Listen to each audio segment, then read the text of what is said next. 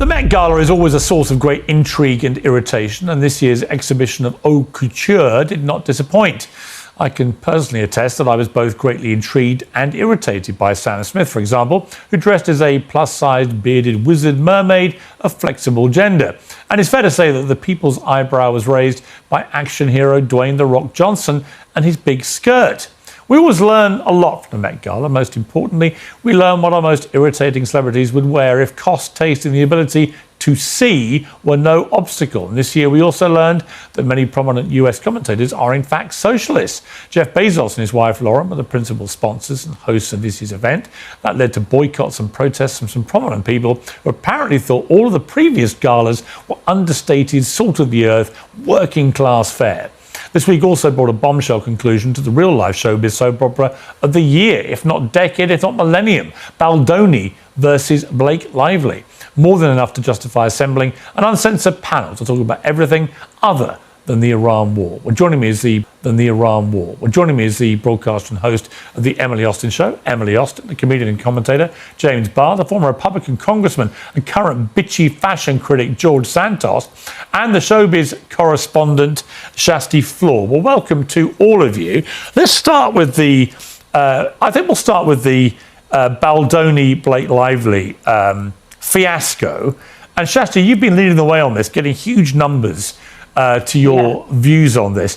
You know, my view from the start of this was we had, in the case of Blake Lively, a monumental ego running completely out of control, used to getting her own way, who couldn't believe she wasn't going to get her own way, and decided to then have her day in court to represent all victims of abuse worldwide and all children, it turned out, who'd been abused, all sorts of justification for what she was doing.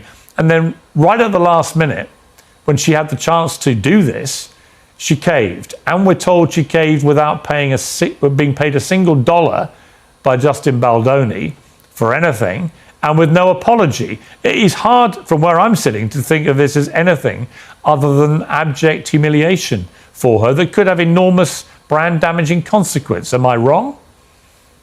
No, I think you're very right. I think everyone was really shocked on Monday when because no one was preparing for this settlement to just drop like that. So I think for sure people are in shock. And of course, at the first glance, when I saw the statements from both parties, I was like, okay, that's not great for Baldoni. But I just learned that the reason why they said that she deserved to be heard is because he also wanted the ability to come out and talk about what really happened and his side of this story and what this has been like for him.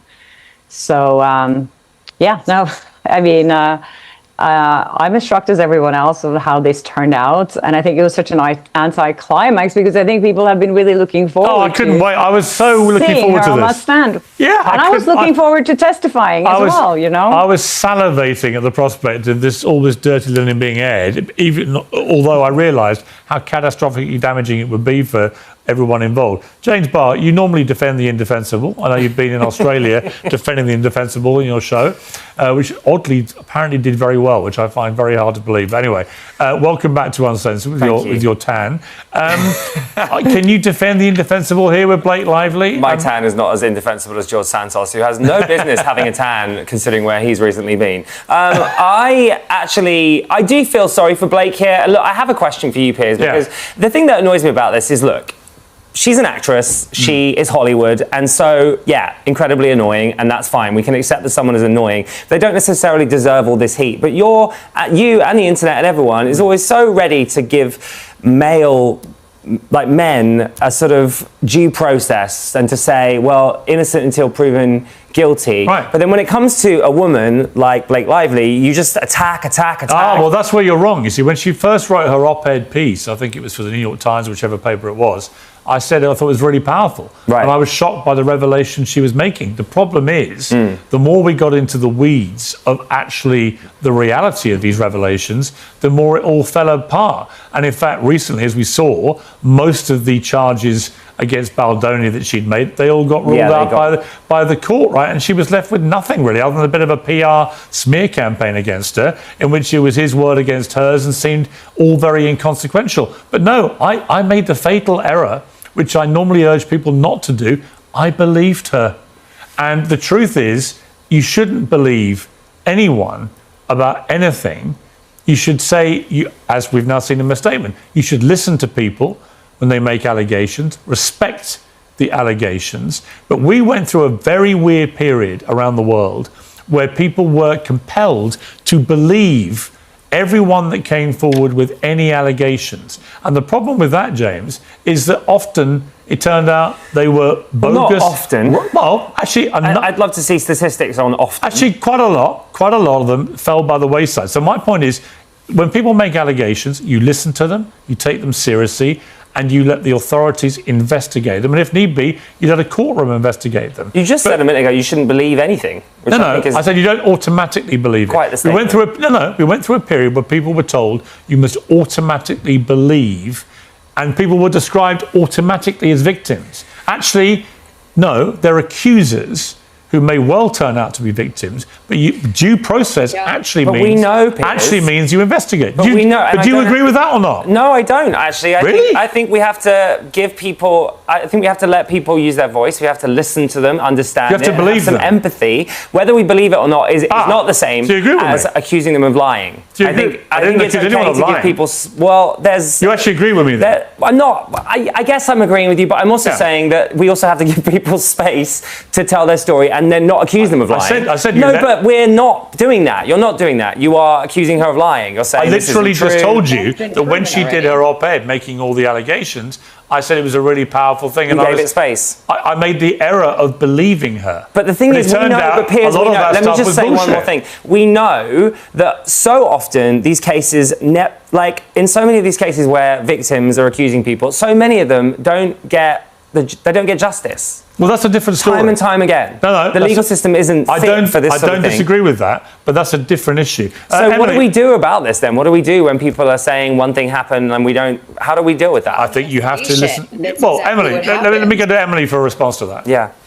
No, I just feel like, I mean, first of all, during the entire Me Too movement in America, like Piers just said, he said exactly what I was going to say. We automatically believed women. And as a woman, while on one hand, that makes me feel really good, on the other hand, we saw in cases like Amber Heard, where so many women were using like sexual allegations or violence allegations as a way to get vengeance on a guy for whatever the reason was. And like as a female who goes in these Hollywood circles and entertainment circles, and especially in sports circles, we see this. Like I have heard with my own ears women that are like, "Ooh, I'm going to have sex with him tonight. And if he doesn't give me what I want, I'm going to say he raped me." And I looked at this girl and I'm like, I'm his friend. I'm going to tell him you said that, and he kicked her out of the party.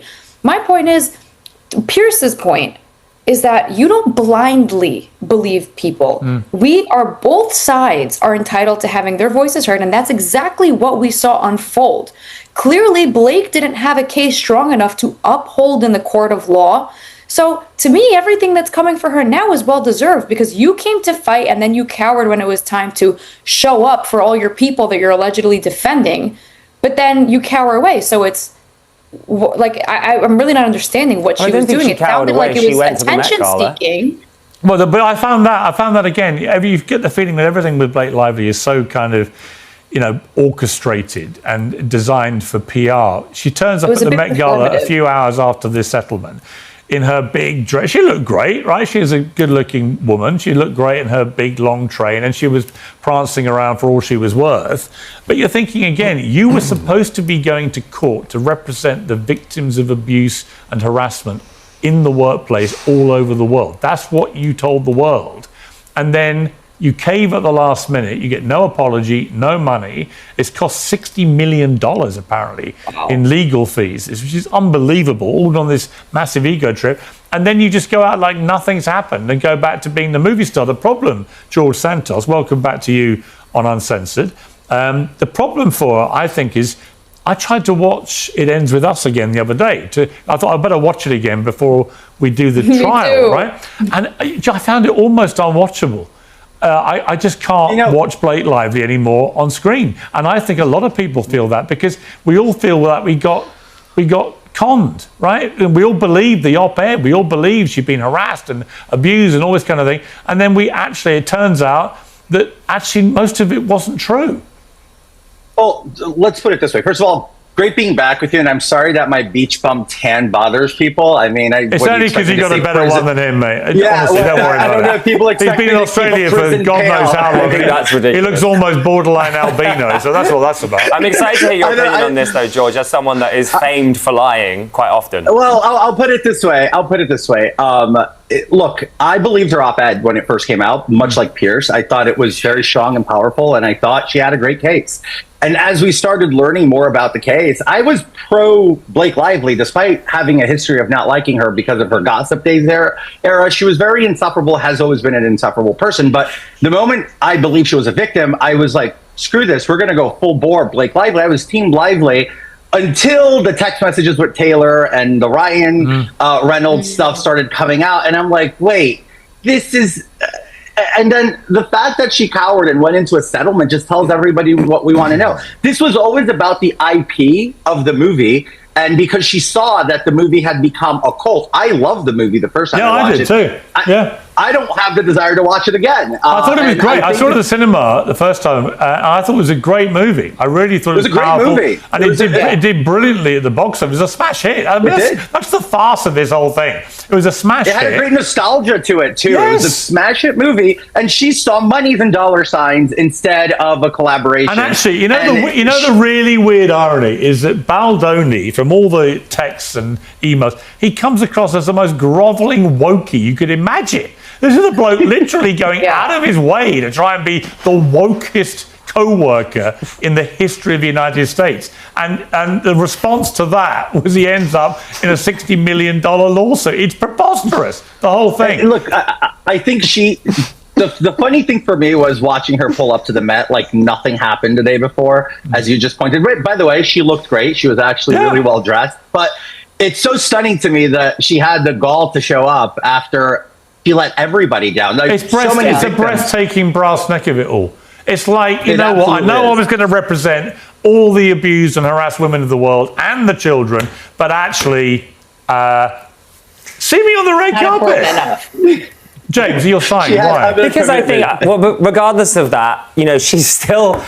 I don't understand why you're getting hung up on this red carpet thing. She's allowed to hit the red carpet. That is her job. That's literally her job. That is literally her job, and she is allowed to do her job. And if someone does a red carpet, we're allowed to comment on it. And that doesn't prevent her from representing... The red carpet is not her job. It's an option she makes as a celebrity. That doesn't prevent her from making, from also supporting people. You didn't find it jarring, James? I don't find it jarring that she's doing her job and that she's back out there. I don't find it jarring, no. But it's not her job. It is her job. She's an actress. She is a celebrity. That is her job. Why are we picking on a woman? I'll tell you what. It's an option. Hold your fire panel. We have somebody who actually worked alongside Blake Lively and Justin Baldoni in It Ends With Us, the actor Adam Monshine, who joins me now. Adam, welcome to Uncensored. I was just informed you've been chuckling listening to this so far. You're in the best position to talk about this because you were there, right? You were on the set with these two. What has happened here? What's your kind of overview of it all? What a great question, Piers. What has happened here? It is the inexplicable. In a previous segment, you were talking about how do you explain the inexplicable. What started off as celebrating my friend Justin, who I've been friends with for 20 years. One of the things that I always teach young actors, because I coach and I teach theater and cinema, is the first thing you have to do is be able to celebrate the success of another person. If you feel like you're going to want to make it out in Hollywood. That's the first key.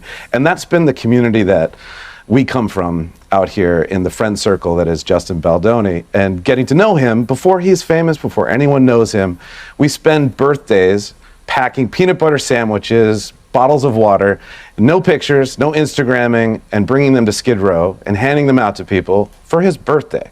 That's how he wanted to celebrate it. No fanfare. Over time, eventually he's on Jane the Virgin, he gets a little bit of fame, and what does he do? He turns it into the Skid Row Love Carnival. He partners with the city of LA. He still doesn't put his name on it. He's still not the face of it. And this is a guy who literally walks the walk. He talks the talk, he walks the walk. I laughed when you said he comes across as the wokest leftist.